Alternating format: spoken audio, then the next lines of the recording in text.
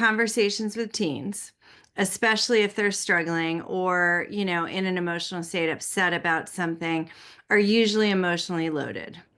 And teens wear their emotions on their sleeves. I mean, they may not tell you what's going on, but you can feel it just coming, through them.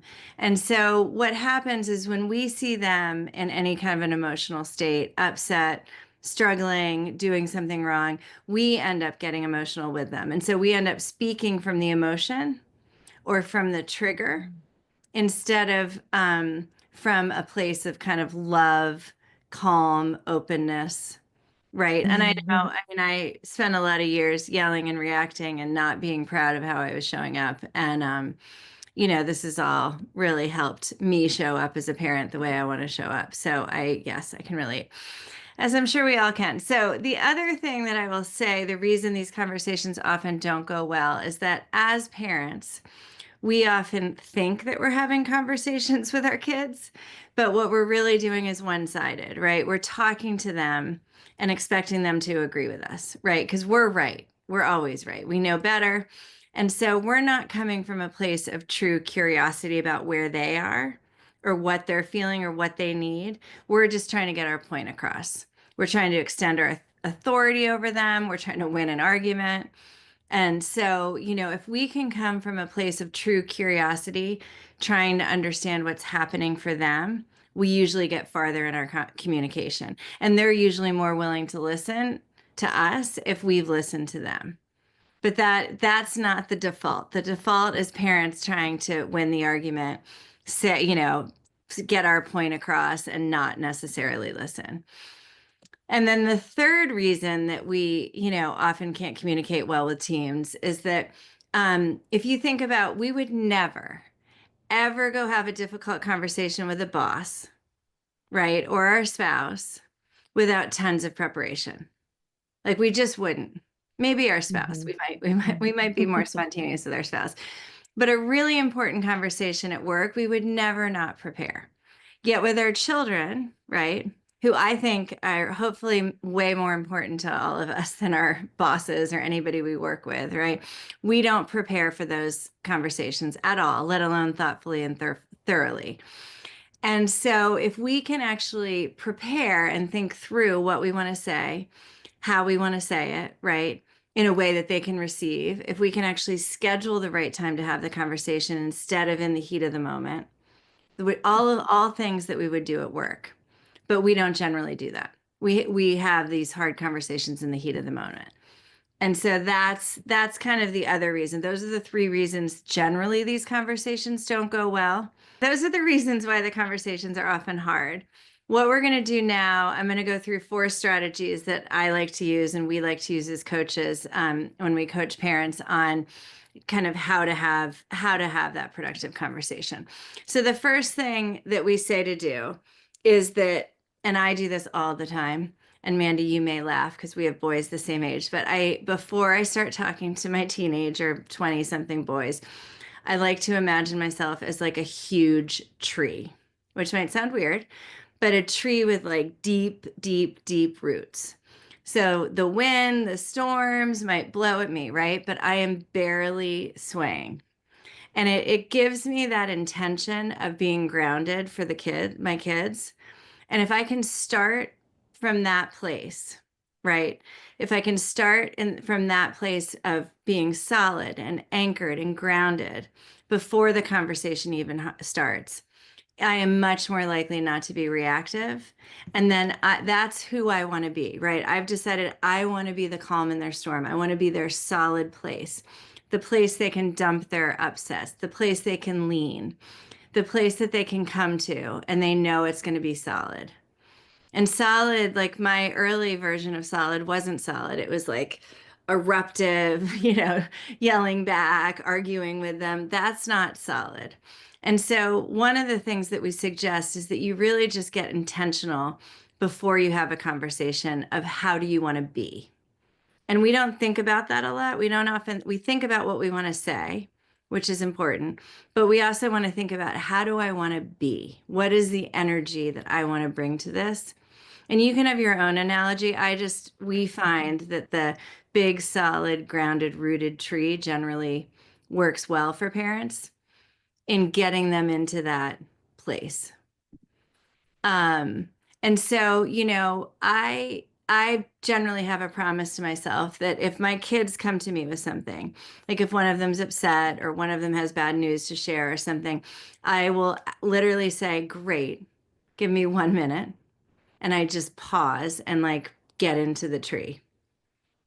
And so that's my promise to myself, is to be that person for them. And so, can you feel how that might help versus if you're knocked out? Like, what if they come to you and say, "Mom, the worst thing happened today, and I am so angry, and I da, da, da, and I got in trouble, and da da da." Da." You get Mhm. knocked, right? Like you actually can physically Mhm. feel yourself become ungrounded. Mhm. And so that this is really that chance to like to reground so that you have the Mhm. right energy for them. But number four is asking them the question, right? So if they come to you and they're all worked up and what's going on, you don't know what's really going on, asking them the question, do you want me to hear, help, or hug? And so, Jenny, that goes to what you were saying because that's helping, right? When you're trying to fix it, you're helping.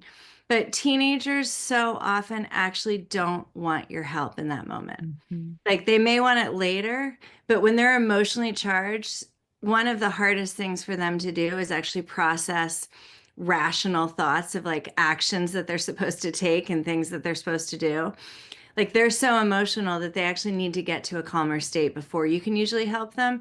So when we're trying to convey our message and our point and fix it and tell them what to do, they may not be in the place to receive it. So one of the things that I always say is like just ask them, "Hey, do you want me to hear you, help you, or hug you?" And it might sound corny, but like my kids are so used to it right now that sometimes by now that sometimes they just say, "Okay, Mom, I just need a hug. I need to tell you this and I just need a hug." Or, "Mom, I need help," right? "I actually really need your help." And so I think that this is Jenny, that was exactly right. I mean, you were hitting on one of those. Um, so another one I love to use, and this is actually my personal favorite because it helps me in some ways more than it helps them. But I don't know if anyone's read any of the books by the psychologist Lisa D'Amour. She's written a lot of books on young women, and Untangled, I think, is one of them. And there's another one I'm forgetting, but she's amazing. And I would follow her on Instagram if you're on Instagram. But she is a best-selling author, and she uses this analogy that I love so much, where you imagine the big feelings, right? Like whether it's acute anger, heated emotions. I don't know about you guys, but my kids sometimes come with these wild narratives of like something that happened or a teacher or whatever. Mhm. They are just dumping those things like hot potatoes on me. And I imagine all those emotions and feelings as hot potatoes that my teen can't hold anymore because they're so hot to the touch for them, right? It's so painful for them to handle all those emotions and hold on to them that he or she just needs to hand them off to someone. And so I sometimes what helps me is that when they hand off their emotions because the emotions are too big, then they can feel a little cooler, right? They can have a little more emotional space and headspace so they can go process what's happening or move on with their day and do their homework or whatever it is. The reason I love this one so much is that it goes back to not trying to fix it necessarily. And I don't know about any of you, but when my kids, especially my older boys, would dump hard things on me, I would then hold them forever, right? I wouldn't sleep. I'd be worried about Mhm. it. I'd be thinking about it constantly.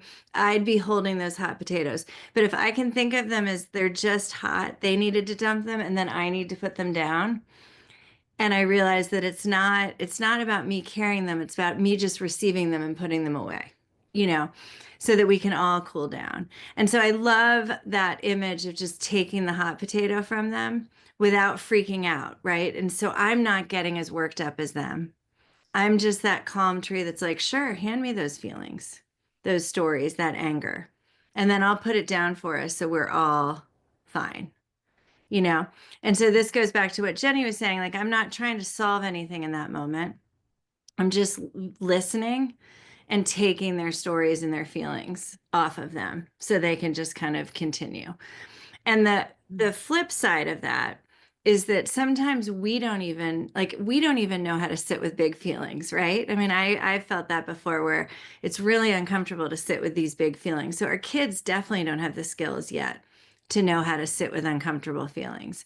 And so if they can give them to you and they know you're going to be aware of them, then they can just calm down a little bit. But if we then go into the bigness with them and into the emotion with them, so if the kid comes to you and is so upset and then you come in just as upset, right, then all you're doing is escalating, which goes into the next and the last strategy, which is thinking about yourself as a mirror with your kid and not being the mirror. So you're the tree, you're not a mirror. So when they come super angry and super upset and super worked up, the typical thing that any human does is to feel those emotions and then react in the same way and get worked up with them. Even if you're trying to solve it, you still get to that same emotional level. Like we tend to match the levels, the emotional level of the person that we're communicating with. And if you cannot mirror that and not do that, but just be the big tree that takes the potatoes and puts them down, you're going to have a much more productive conversation. You're giving her agency to make a decision about her life, which is what we're supposed to be doing as they kind of roll into adulthood. So those younger teen years into the older teen years, we want them to be making more and more decisions about their own lives. And so when we actually ask them, hey, do you need my help? It's conveying a message that we believe they might not, that they might be capable on. Mhm. Like, I'm here if you need me, but you probably Mhm. have this. And that is a huge message to send to them versus the you always trying to come in and save the day and fix it, Mhm. which sends the message that they're not capable. So, one of the next questions that I often get when it's from parents about talking to teens is how do you communicate if you discover your teen is engaging in any kind of concerning behavior, right? Like maybe they've lied, Mm. maybe they've used substances for, maybe I just did a coaching group for eighth graders that I've been doing with this one group for a couple of years. And one of the girls was talking about how she has been illegally on Snapchat and her parents don't know, right? So, all these things that these teens might be, these boundaries that they might be pushing. So, how do you maintain discipline and talk to them while you're still preserving the relationship? And it's a great question. It's a hard question. But the most important thing that you want to do is that you first need to get clear about what you need from them. So, is it for them to be safe, not to use substances again, not lie, get Snapchat off their phone? Like, what is it that you are upset about um, regarding what they've done? Because what we often do as parents is when they do something that breaks a rule of ours or crosses a boundary, we get so panicky that when we talk to them, we just ramble and pile on all the things that they've done wrong. And do you know how dangerous it is? And what if this happened? And that could happen too. And I can't believe you did this. And are you doing other things too? And did it, right? Because Mhm. we go into our own panic. And that can be so much for them when they've just done one thing wrong. And, what we need to be clear about the one thing that we need from them specific to whatever just happened.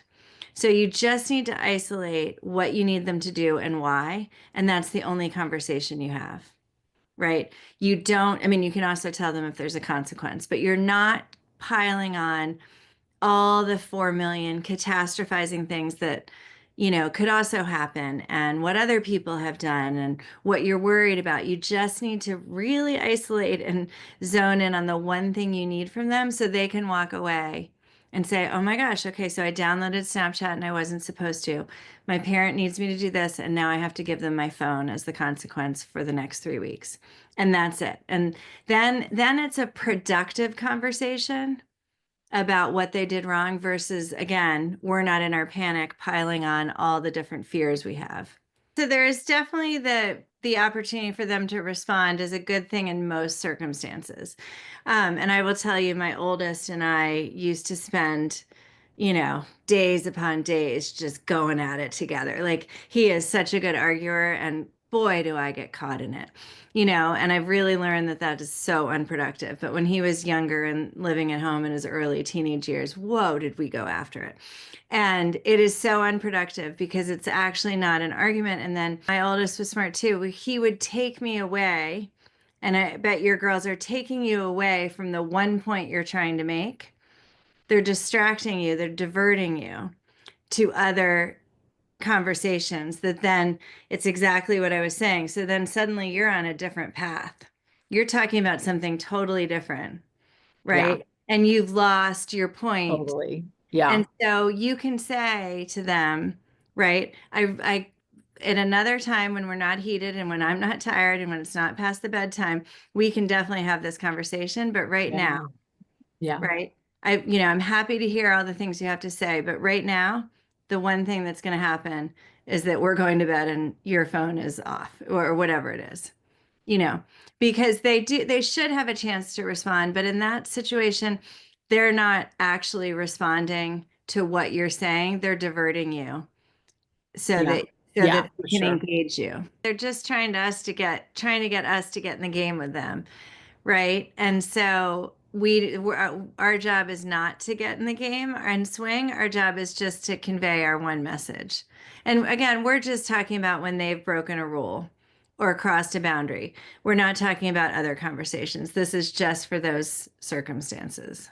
The next thing we're going to do is we are going to talk about how do you build trust and ensure your teen feels safe to share their upsets when you're having a conversation with them. So if you have to have a hard conversation, we like to call it hard. If it's awkward, difficult, potentially going to create an argument.